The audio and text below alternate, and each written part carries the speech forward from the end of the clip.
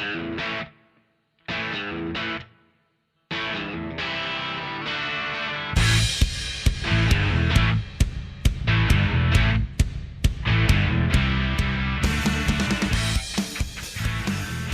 everyone and welcome to our GWS episode in our Clubs in Days series. I am your host Willow and I am joined by the wonderful Jono for our first recording of the year in this Clubs in Days series. Jono, how are you going? Yeah, I'm going great. Thanks, Willow. Pretty excited to talk about the Giants. I feel like they've been a bit down over the past few years, but I'm kind of hopeful that they're at a point where they might turn a corner. So yeah, you say past few years. By past few years, you may mean the past decade. There's been a bit of movement at the Giants in this off-season, though. So why don't you give us a bit of a summary about the Giants, how they went last year, and what we can look forward to going into this season? Yeah, so definitely another disappointing year. After their 16th spot in 2024, they actually slid from there down to 17th in 2025.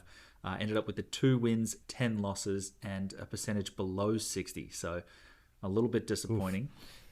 Coach Cam Bernasconi is coming into his 5th season in charge. So I think at this point they're going to be hoping for some wins on the board just to take that pressure off the coach. I mean, he's just been re-signed, so they clearly have a lot of faith in him. They do.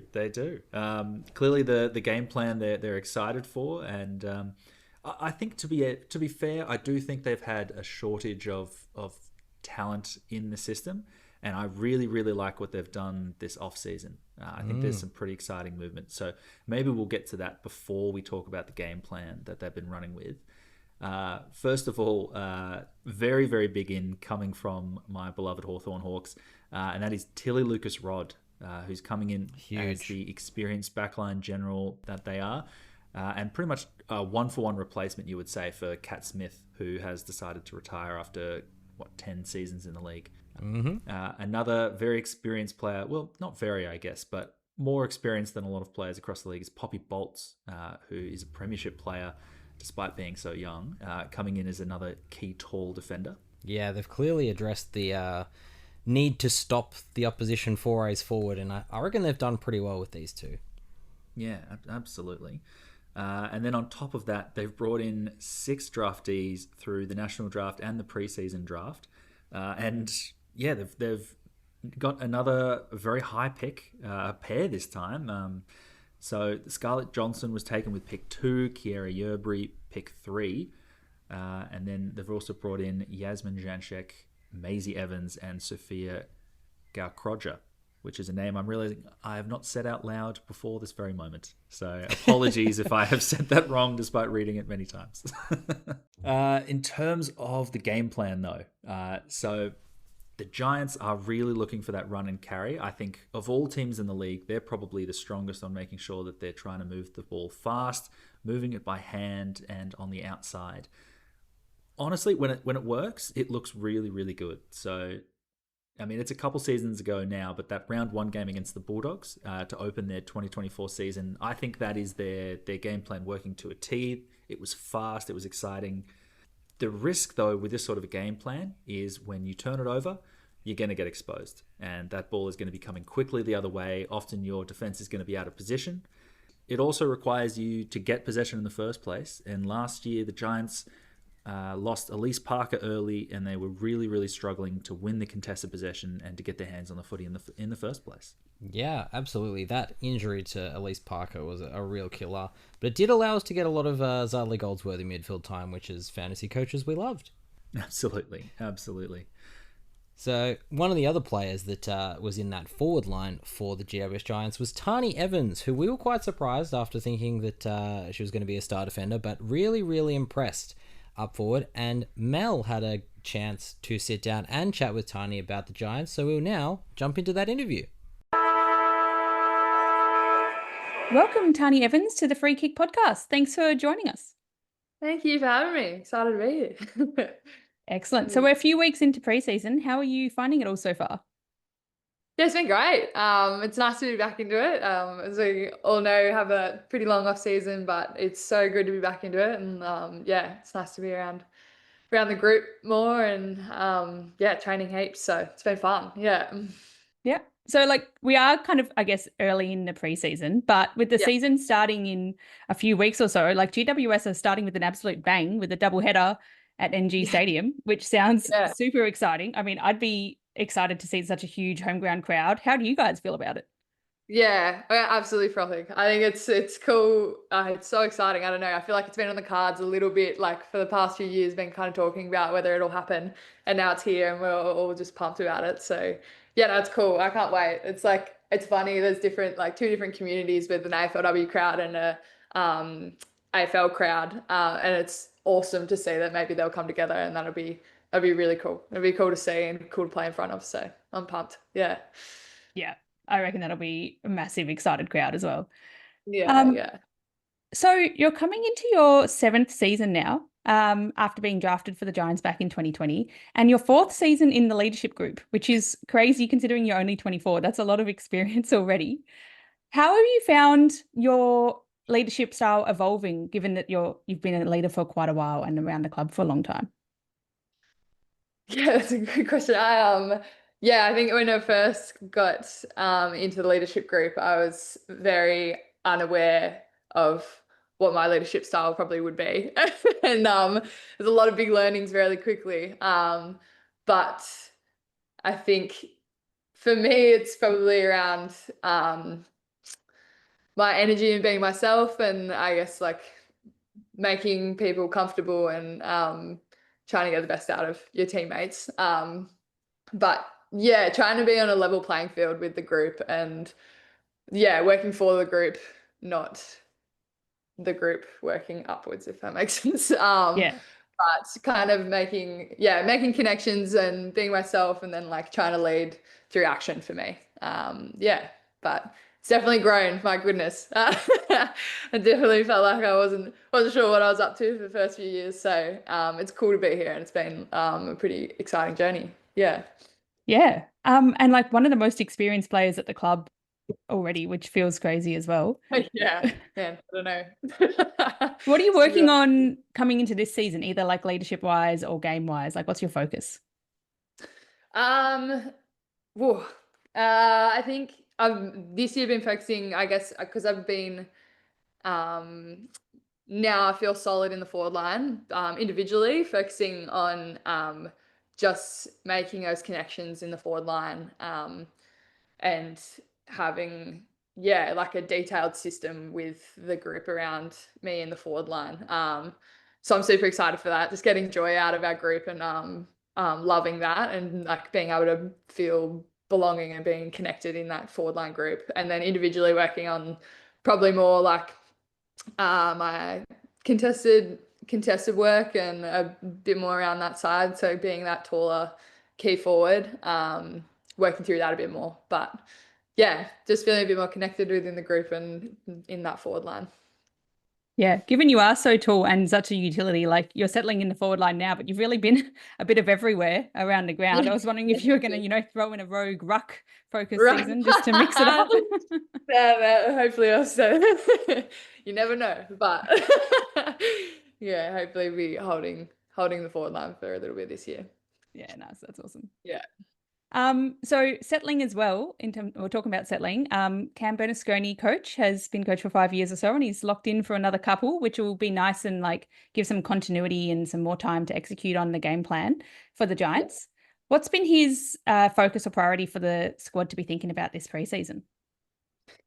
Yeah, just I guess it's super exciting. We're so stoked, and I feel like we all see a really clear direction where we're heading with Cam, and he's the best. So we're excited for that. Nice. And yeah, no, I think just working really hard this off season. Like we've had a massive off season, where we've kind of all ended up back in Sydney at in the early parts of this year. So got in some really good training blocks, which was unreal. So working really hard on our skills and our fundamentals, and just getting that, like that's one of the biggest parts of the game. So without that, trying to focus on our fundies, and then that systematic game plan and that fast, enjoyable style that everyone loves to watch come through, hopefully more this year. So really pushing that this year, and he's got some great support behind him as well, who have come in to the program as well. So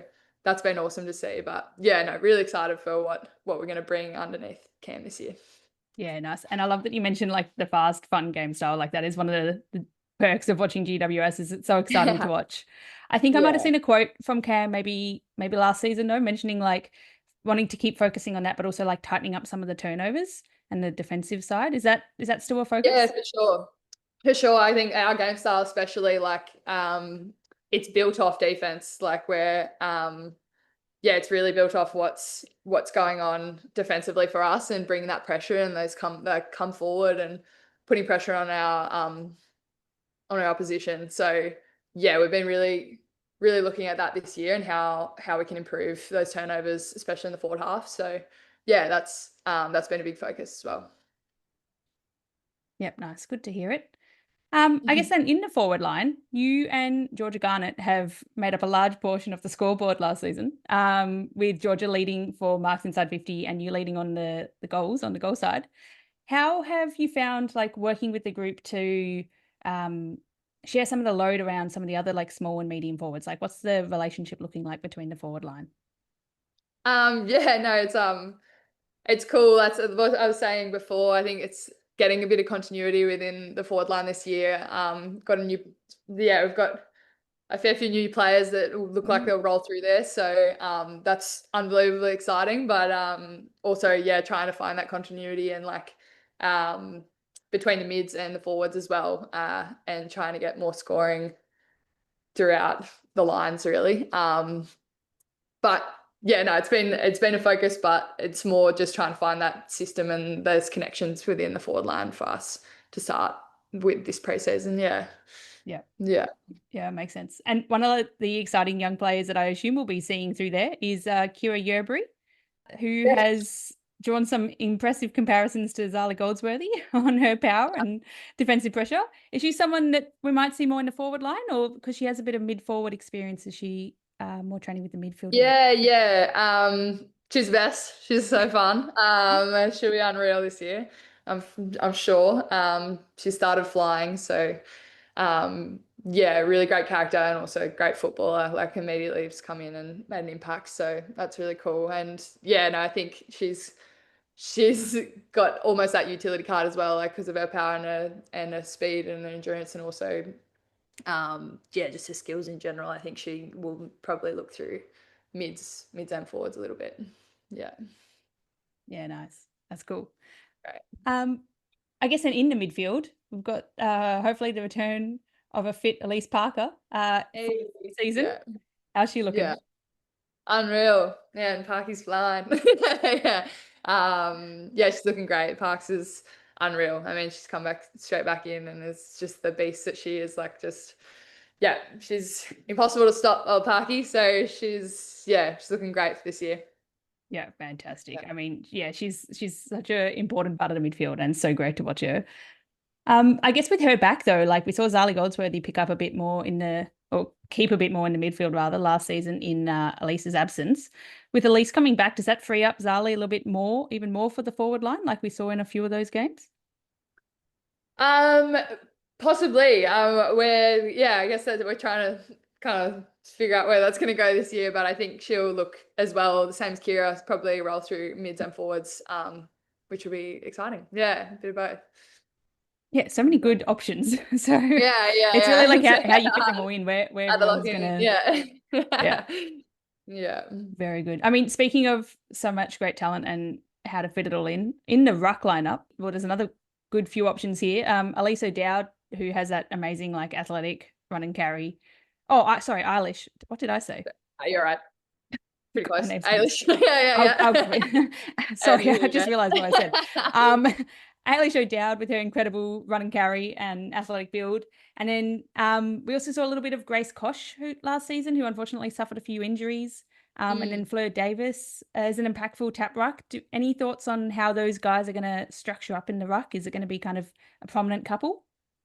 We'll see. We've had some incredible draftees as well. So had Yaz come in, and she's immediately looking at that ruck position, she's flying at the moment. So Fleur and Yaz, they're our tall, looking at our tall rucks. We've also had Maisie come in, who was in that preseason draft, who's another tall. So that could, so there's some great options. And Ailish obviously is, insane. She's so good. So there's definitely a few options. So it's kind of what we need when we need it, really, for the, coming through.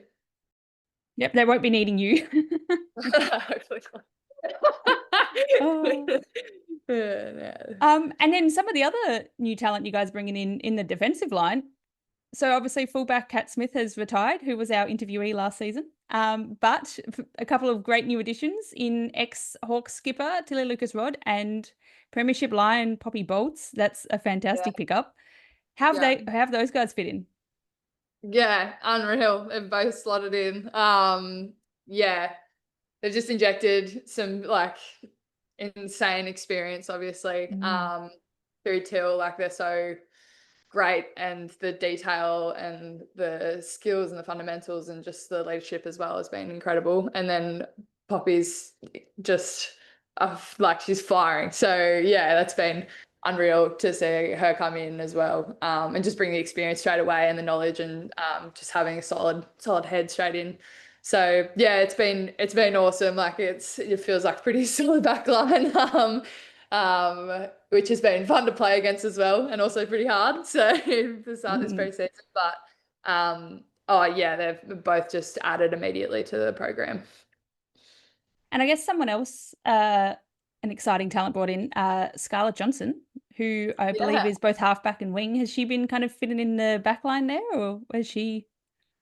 She's been she's rolling through a bit of she's a bit of utility at the moment.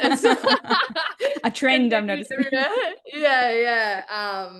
Also has some incredible skills. Is a great fundamentally, an amazing mark, as you guys probably have seen.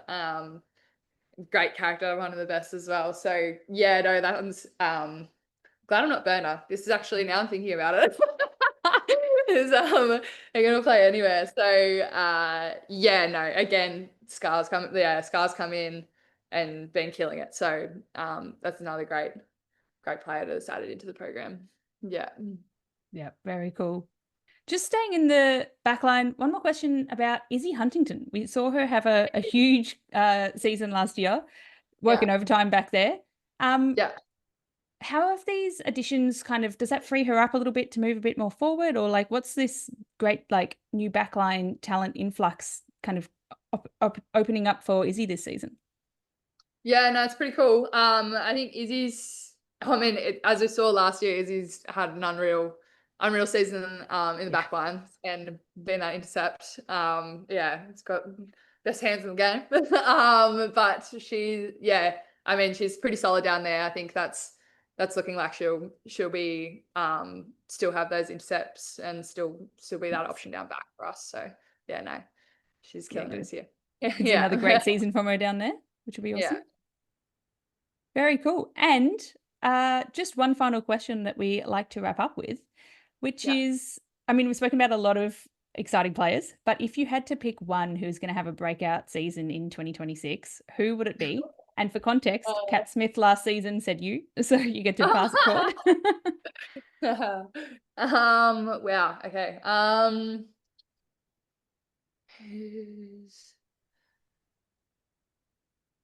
Oh my goodness, I'm a shocker with this. I can never pick one. I actually think Brodie Mowbray might have a breakout season this year. She's been flying, so excited to see how she goes this year. I think she'll find a bit of confidence, and I think she's killing it at the moment. So that'll be exciting to see how she goes this year. Nice. She looking good at preseason, giving you good signs. Flying. Everyone's flying. I love it. So plenty that are. So we could see a couple. So much to be excited about at GWS this season. Really looking forward to it. Thank you for joining us, Tarni. No worries. Thank you for having me. Fantastic stuff there from Mel and from Tarni. What a great interview. Jono, do you have any key takeaways out of that one? Yeah, it's interesting. I think she was Mel had come away saying that she hadn't really heard much from Tarni, that there was like it was challenging. But honestly, Tarni gave us so much. I feel like she was really open about a lot of the player positions that we're going to see this season. It's exciting to hear about how that defense is changing. Obviously, something she's playing against in preseason every week on. So interesting to hear about a lot of the different roles coming across the squad. Absolutely. And I think that's a great way for us to go into our top 5 fantasy picks from the Giants. And number 1 is an absolute classic pick for the Free Kick podcast. Yeah, no, I mean, definitely a favourite for us. Elise Parker, who, as we said earlier, missed most of the 2025 season. She ended up with a fractured foot from the first half of the round 1 game last season. And, God, it was devastating for the Giants because they really, really need her at the coalface to be getting that contested footy. So this season, I'm expecting her to return straight back into that midfield. And she's coming in with a pretty severe discount, having missed most of last year. And when we look at her 3 previous seasons, she averaged 93 in 2024, 96.4 in 2023, and 91.6 in 2022 B or season 7, depending on how you want to frame those.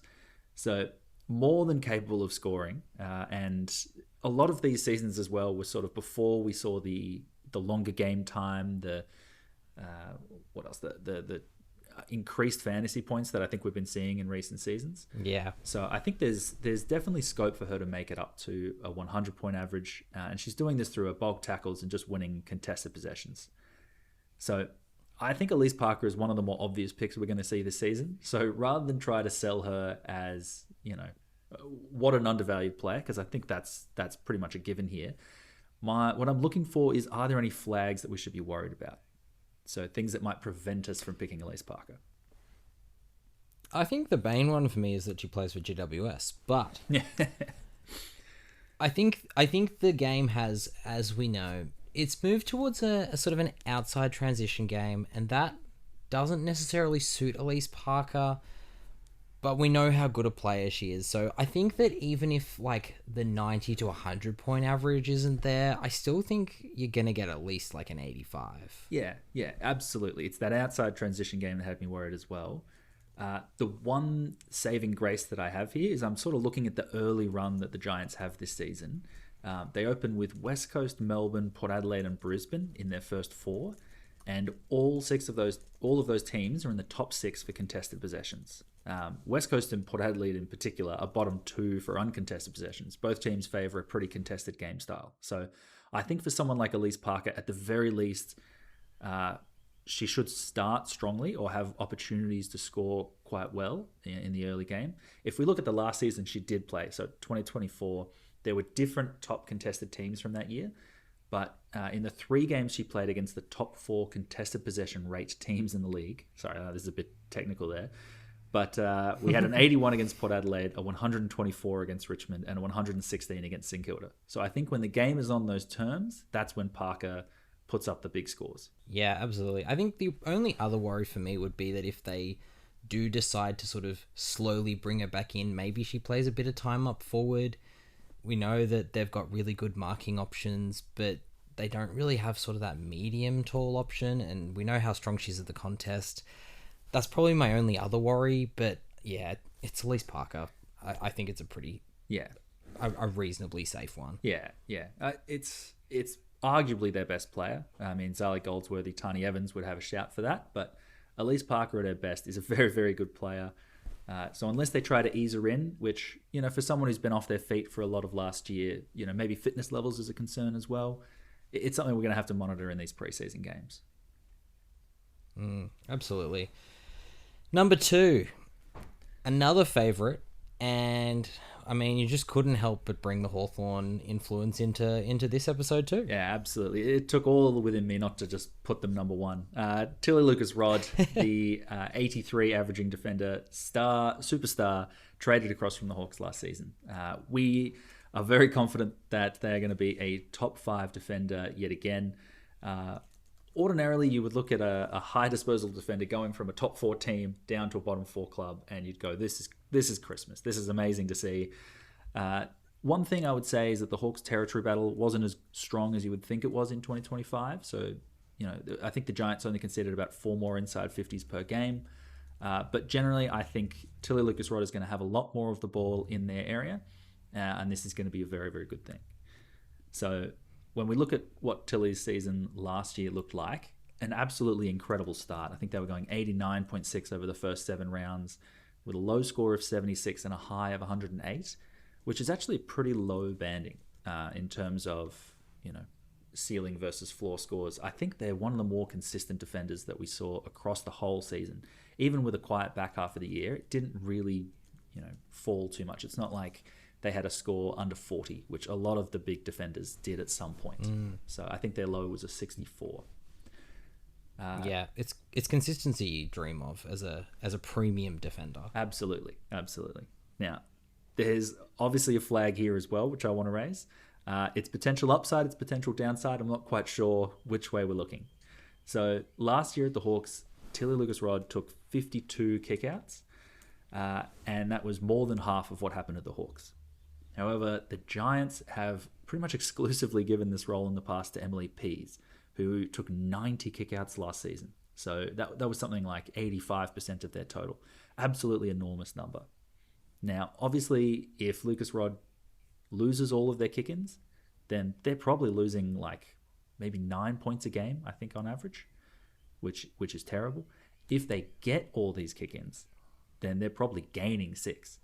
Like this is a big turn here because the Giants have conceded a lot more behinds than the Hawks did. So it does raise a big question. What's going to happen with that distributor role? That's the first watch and wait for our GWS episode. That's one I think we'll have to see how that looks in the preseason, who's taking those kickouts. Yeah. So your number 3, I think, is a player that we had pretty high in this list last season, and they did lift their scoring rate last year, but I think you're backing them to have yet another scoring rise this season. Who's your number 3, Jono? Yeah, so my number 3 is Caitlin Surhoy, who, as you said, improved their average, but only by the 8 points last year, up to a 69.3. With Elise Parker going down, they actually basically were given the keys to the midfield in their second year. They had an 80% CBA midfield role. And I thought, even though the fantasy points weren't necessarily there, I thought they looked a lot more at home. They looked a lot more impressive. And particularly, from like round 6 onwards, I think once they'd settled a little bit, they ended up going at 78 from that point onwards. And they had a top score of 110 against the Saints in round 8. So I think that ceiling is there. The real question, I suppose, is what's the role that she's going to be having this season? Because I think with continued exposure, she is just going to grow as a player and eventually become, a pretty important midfield there. But there's actually a lot of players in the mix. So obviously Parker is returning, and I think Beck Beeson is not moving from that midfield. I think they're probably their 2 most important contested possession midfielders there. Zali Goldsworthy, we know that Cam Bernasconi has wanted to play her more and more forward over the last few seasons, but I don't think it's going to become a 0% midfield mix. And then it sounds like Eilish O'Dowd is going to be moving out of the ruck position, and I think is kind of at a loose end. So I'm not really sure what their role is going to be, but I can still imagine there'll be quite a few CBAs in there. And that's before we talk about players like Sarah Howley or I think Brodie Mowbray had a game towards the end of the season where they had quite a few minutes. We've got these debutants coming in who can run through the middle. I think it's going to be a really interesting mix, and trying to figure that out is going to be a big part of the Giants' season. I think if Surhoy can hold on to her role in the middle, I think she's probably one of the better outside players that they have running through there last season. Is probably one of the better kicks in that team, and I would probably hope that she holds that role. Yeah, I think that makes a lot of sense. And as you say, they've got a lot of in and under midfielders, so I think Surhoy provides a really interesting point of difference for them. We just want to see it translate into some fantasy points, I think. Yeah, well, this is kind of why I'm both nervous for Parker's return in terms of how many minutes that Surhoy has in the middle, but if she keeps the minutes up, honestly, I think Parker is a big boon, because Parker's the sort of type to win it at the contest and feed it out to an outside player, whilst Goldsworthy is a special case who will win it get outside themselves, and then deliver the kick. Like it's a whole other level, but it doesn't involve sharing it with Sir Hoy as much. Yeah, I think that's very much the case. I mean, GWS, they're absolutely flushed with young talent. And so for number 4, you've gone for another young star in the making. I have. I'm actually really excited about Scarlett Johnson and what they can do at the Giants. Some of their athleticism and their highlights that we've been seeing in the lower levels is seriously impressive. I'm not going to lie. When I did see that she was listed as a defender and a very high draft pick, my mind immediately went to Zippy Fish of last season and the incredible breakouts that we've seen in the past. But I don't think that they're the same type of player. I think they're more of a Poppy Schultz intercepting defender. They've got a really, really impressive marking rate. I suppose the question that I have is that Tarni Evans in that interview we just heard has said she's been playing all over the ground. So I'm not quite sure where she fits in. I would say she appears to be more of that natural floating defender who can bring that run and carry. But the GWS backline is kind of busy already. I mean, we've got McCormick, who is All-Australian, Poppy Boltz, who's coming in, Izzy Huntington, who is a terrific intercept defender. Tilly Lucas-Rod is obviously going to slot in there somewhere. Emily Pease, obviously highly entrenched in that backline. So that's 5 off the bat, and that's before you bring in Daisy Walker, Grace Martin. Obviously, there's a bit of space with Kat Smith retiring, but it's a busy backline to fit into. Yeah, it'll be interesting to see because I think even with Lucas Rod and Pease already there, I think they're probably still lacking one genuine distributor. So I'd like to see them use her in that way, but didn't have a huge, fantasy average in under 18s. Only the, 74 points, which isn't bad, of course, but, it's a big step up, unless your name is Zippy Fish, as you've pointed out. Didn't really, have high marks or tackles. It was mostly from the disposals as well. And that probably does worry. But at the same time, a high draft pick who will play, I mean, there's money to be made there. It's probably just a matter of how much. Yes. But I will say from those under-18 championship games, it was only the 4. And I think she started into those a little bit later into the season. I think it's the Coates Talent League is probably what I was looking at a little bit more with the 12 matches there, so slightly greater sample size. And there she averaged 100 fantasy points from just shy of 24 disposals, but it was also 6.2 marks a game and 5 tackles. So I think that to me is the exciting thing. And that's even if she doesn't have an established role in the back line, she was floating a lot. We'd seen her start on the wing. We'd seen her start as a CBA midfielder. She kicked 7 goals across the season, so clearly floating forward at times as well. Absolutely. And, I mean, you've gone for the pick 2 at number 4. So at number 5, it's only natural that you go for your pick 3. Yeah, just to confuse people. But yeah, the last fantasy pick that we've gone here is Kiera Yerbury, who is another sensational talent. I think they've really focused in on local talent. Both of these players are coming from the New South Wales region. But this one, rather than that defensive mid, is more of an offensive, explosive type. We're seeing a lot of comparisons to Zali Goldsworthy in and across her draft profile. So an absolutely fantastic athlete, ended up winning the Giants preseason trial at the start of the preseason. So, coming in with an impressive endurance. And Tarni did say rotating between the forward and the midfield group. I'm not quite sure if that means, inside midfield role or out on the wing, but I think someone else that we're probably likely to see debuting early, which is pretty exciting. Someone else who can affect your Caitlin Surhoy call as well, from the sounds of it. No doubt, yeah. But another special junior talent with the 94 fantasy points in her 4 matches in the Coates Talent League. Seemed to play, 4 or 5 matches in like 7 different leagues. It was very confusing trying to follow all of her junior stats, but the key thing is racking up plenty of disposals everywhere that she went, and a lot of tackle numbers, a lot of inside 50s. So clearly impacting forward of the ball and getting involved in scoring. Very nice. Sounds like a good couple of picks there for the Giants, and I'm sure a lot of people will be interested in those ones as their fantasy picks. In terms of the host special, now the host special is a player that we have been trying to advocate for several years without success. And so I'm going to do it again. I'm really hopeful that this year, 2026, is going to be the year for Fleur Davis to finally become the fantasy champion that we have always wanted her to be. Now, Fleur Davis averaged 42.5 last year. Not that great, let's be honest. But the important thing to note is that was from just an average of 50% game time.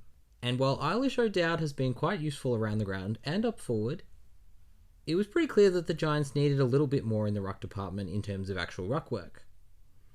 And as Tarni Evans has pointed out, that seems to no longer be the case that we're having Eilish O'Dowd as the ruck. So hopefully what that means for us fantasy coaches is that Fleur Davis is going to be given more responsibility in the ruck, which is what Tarni Evans seemed to suggest. And if we can extrapolate out from the 50% game time scoring a 42, if we give that to, say, maybe 75% game time, that's a 60-plus average. And that's heaps of cash generation and a wonderful pick to start the season. And I think it's a wonderful pick if you're looking for a bit of mid-price madness in your ruck department, which historically, especially for me, has never gone wrong. No, I love it. I love it. This is exactly what points per minute is here for, and it's going to be 100% accurate. There's no doubt about that. Cannot see any way that goes wrong. Yeah.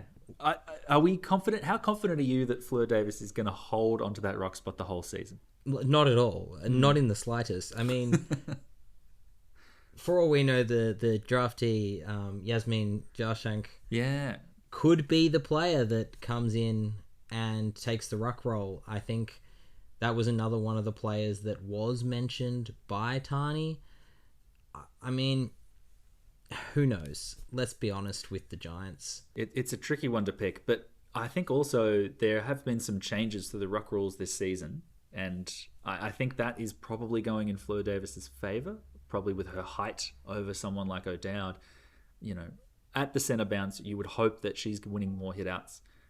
And that someone who is trying to take possession out of the ruck and run with it is probably going to struggle to do that as much. Yeah, I think that's the case. And, I mean, the Giants obviously picked Yasmin Jarshank, hard to say, to be, you know, a developing ruck. Great height at 184 centimetres, but throwing her into the deep end at this stage seems unlikely, I would have thought. So I'd be surprised if Davis doesn't get at least the first sort of crack at it.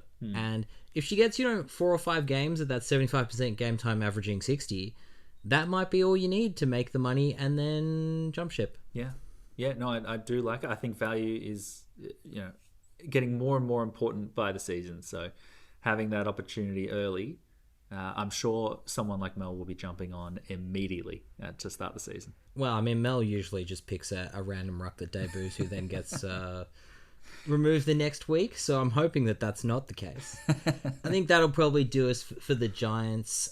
They're a fascinating team. It'll be great to see how they go this year. Keep an eye out for the best 21 that we post on our socials, and also the complimentary article that goes with this to discuss the Giants in a bit more detail. We've been Free Kick, Jono and Willow. Thank you so much for listening, and we'll catch you next time. Bye. See ya.